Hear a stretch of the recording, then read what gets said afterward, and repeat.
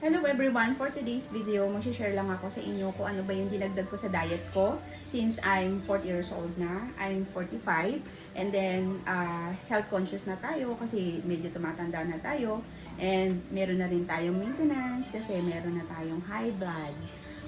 So, since health conscious na tayo sa diet natin, marami na tayong mga binawasan, syempre hindi pa rin natin may iwasan makakakain tayo ng mga makakadagdag para tumaas ang ating cholesterol. So ngayon, dahil marami akong nababasa o nare-research, and then trinay ko din kung effective. So meron akong healthy juice na ginagawa ngayon na iniinom na nakatulong sa akin. So ito, tested ko na ito since ilang weeks na akong umiinom nito and talagang bumaba talaga yung aking B3 kasi nagpa-fluctuate talaga siya although meron akong maintenance.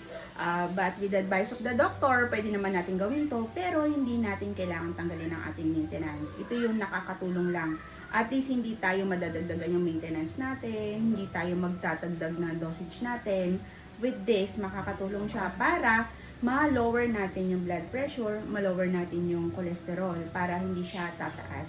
Kasi hindi natin maiwasan na nakakakain tayo sometimes ng mga unhealthy foods.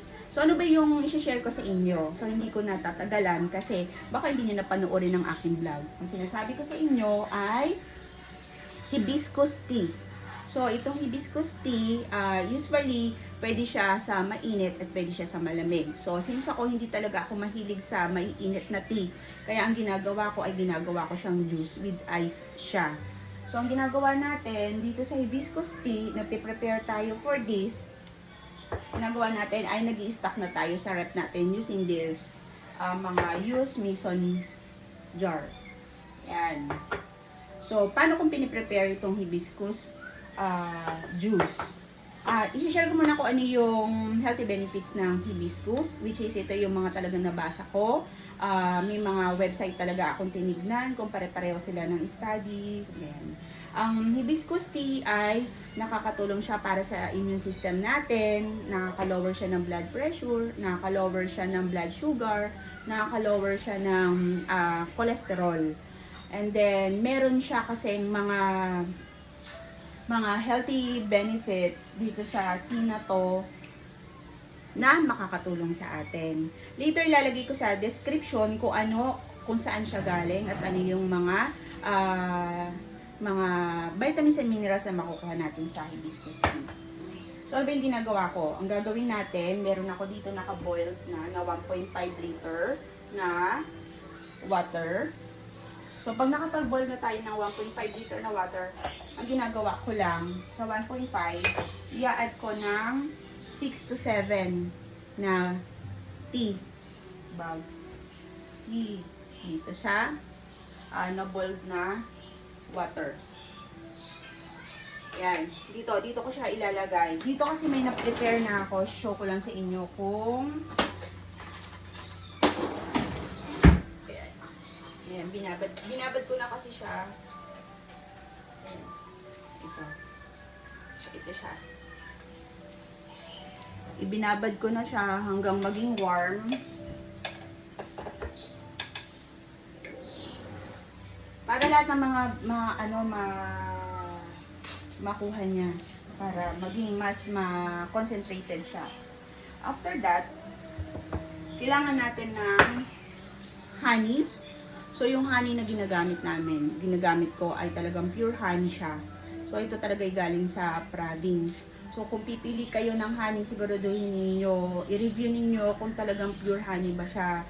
Kasi yung ibang mga honey na lumalabas dito sa market ay may kasama na siyang sugar. Para sumarap siya lalo, magkaroon siya ng flavor, hinahaluan ko siya ng cinnamon. So, cinnamon powder ang hinahalo ko.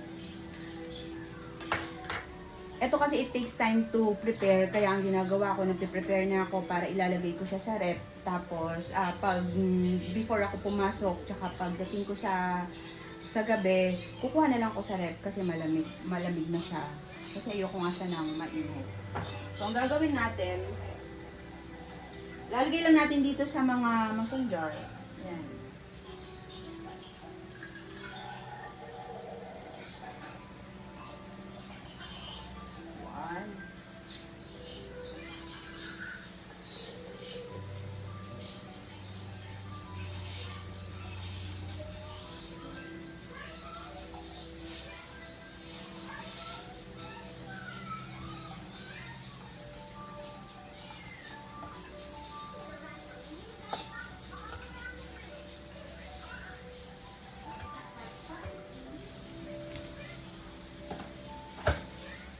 So, ayan. Nandito na siya sa mga mason jar natin. So, eto na siya. Ayan. Medyo mainit-init pa. Ang paglagay ng honey, huwag niyong malamig.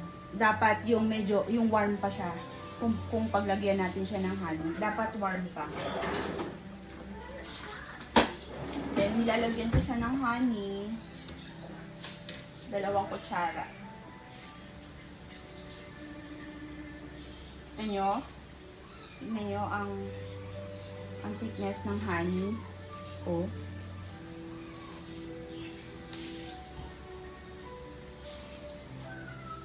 Alam niyo, malalaman niyo yung honey kung puro siya pag ilalagay niyo siya sa ref.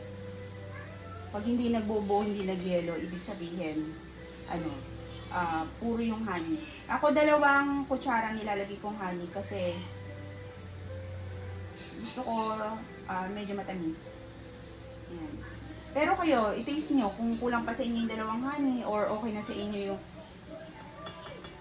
yung 2 kutsarang honey o gusto niyo pandagdagan o gusto niyo bawasan. Kasi sa akin yung 2 is enough na.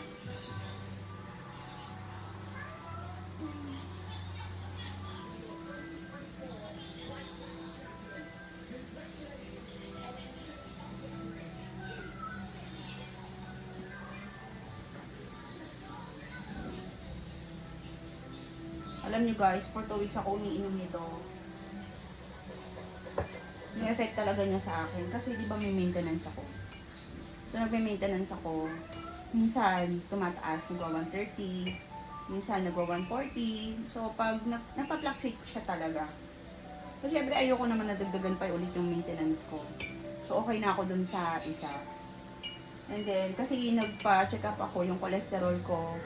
Tsaka yung bad cholesterol ko medyo mataas lang naman, pero hindi siya ganun kataas. So, naghanap ako ng ano ba yung pwede na makakatulong sa akin para sa pag-maintain itong diet na to. So, totoo lang, lahat ng kinakain ko, winawatch ko. Kaya lang, since nasa lahi namin, nasa dugo na namin yung high blood pressure, talagang hindi siya maiiwasan. So, ang pag-take ko ng BP is every morning, tsaka bago matulog. So, naka-record talaga siya. Siyempre, meron tayong baby. So, kailangan natin talagang alagaan yung sarili natin. Ayan. Dahil lalagyan na natin siya ng cinnamon. Oops. Ayan. Haluin nyo lang. Then, pag lumamig na to, lagay nyo na sa ref. Pag lumamig na siya, lalagay na sa ref. At least, anytime na gusto mo siyang inumin, hindi ka na mapapainit ng tubig, mapiprepare ng tsaa, diba?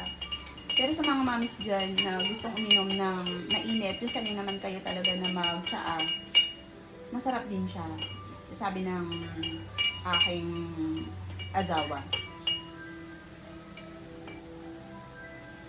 Pag nag-take pala kayo nito yung hibiscus tea, pag bumaba yung BP natin, hindi siya dapat tatanggalin yung maintenance kasi hindi siya for medication. Ito yung pagtulong lang sa atin para ma-maintain lang natin. Hindi siya yung gamot. Dahil nga sa dami ng kinakain natin, kahit anong diet natin, nakakain pa rin tayo ng mga hindi dapat. Ito pandagdag to, para nun, maiwasan lang natin na tumaas talaga yung blood pressure natin. So, yun lang. Ganun lang kasimple. And then, kung gusto natin na siyang uminom, tayo. Tikman natin na. Ito medyo maligamgam pa. Tikman natin yung lasa.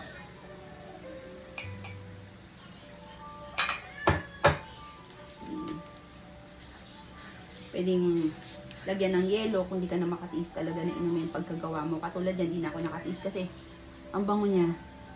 Sobrang bango. So, nagko-complement yung amoy ng cinnamon. Baka mabigla kayo medyo maasim ang lasa ng hibiscus. So, medyo maasim siya. So, pag nilagyan na natin ng honey, tatamis na siya. Pag nilagyan natin ng cinnamon, amoy pa lang. Ang sarap. Sobrang sarap niya. So, sa mga mommies out there na nagwa-watch na siya ng mga kinakain, talagang gusto na natin ng healthy living, healthy lifestyle, dahil medyo nag-iedad na tayo, sinishare ko ito, isama ninyo din sa inyong diet. Anytime, kunin nyo lang sa ref, Yan, ma-prepare kayo nito. Inumin nyo na together with your husband. Kasi, syempre, dalawa kami mag-asawa. Nag-watch na kami ng aming mga kinakain. Dalawa kami, sabay kami umiinom. So, ang ano ko lang po, wag ninyong tanggalin ang inyong maintenance kasi hindi po natin dapat tanggalin ang ating maintenance. Consult tayo sa doktor natin kung medyo nag-okay na yung BP natin, baka babaan yung dosage ng maintenance natin or tatanggalin. Halimbawa, dalawa, gagawin isa na lang, di ba? And before tayo mag-take nito sa mga with high blood pressure dyan, nakatulad kung may maintenance, consult your doctor muna before tayo mag-take nito. Ha? Hindi siya pamalit sa maintenance natin. Yun lang naman po. Sana makatulong. Happy Mother's Day!